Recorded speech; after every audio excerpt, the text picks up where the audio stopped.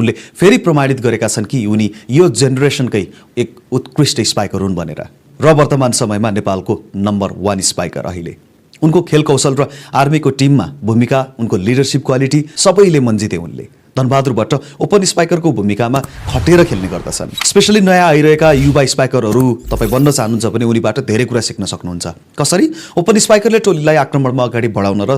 pressure create गर्न चाहिँ help गर्छ उनको शक्तिशाली स्पाइक चाँडो प्रतिक्रिया गर्ने क्षमता र बललाई कुशलतापूर्वक नियन्त्रण गर्न माहिर छन् उनका स्पाइकहरूमा प्राय हामीले तीव्रता र सटिकता भेट्छौँ जसले प्रतिद्वन्दी टोलीलाई एकदमै कठिनाइमा पनि पारिरहेको हुन्छ अर्को उनको की फ्याक्टर भनेको शारीरिक क्षमता उनको फिटनेस उनी फिटनेसका लागि चिनिन्छन् बलियो शारीरिक संरचना उचाइ र उत्कृष्ट जम्पिङ क्षमताले उनलाई सशक्त खेलाडी बनाएको छ उनको जुन आर्मीले देखायो नि हार नमान्ने मेन्टालिटी त्यो एनपीसीले देखाउन सकेन त्यसपछि लाग्यो अब एनपीसी आत्तिसकेको छ कोअर्डिनेसन बिग्रिन थाल्यो सेटर बलराम प्रेसरमा आए र जब सेटर नै अन्डर प्रेसर आउँछन् भने टिमको कम्बिनेसन त ध्वस्त हुने नै भयो रविनचन्द बाहेक अर्को प्लान बी देखिएन यो टिमसँग हो उनी अहिलेका जल्दो बल्दो युवा स्पाइकर हुन् उनको स्टारडम जुन छ उनको स्तर जुन छ हैन उनले बनाएको तर पनि यो फाइनल हो यसमा अल्टरनेटिभ तपाईसँग प्लान हुनुपर्छ आर्मीले के रविनचन्दलाई रोक्ने योजना नबनाएर आएको थियो होला र फाइनल अगाडि त्यसैले फाइनलमा तपाईसँग मेरो टिकटकको प्रोफाइल खोल्नुस् त्यसमा तपाईले युट्युबको साइन भेट्नुहुनेछ त्यो युट्युबमा क्लिक गर्नुस् र सिधा गएर फुल भिडियो हेर्दिनुस्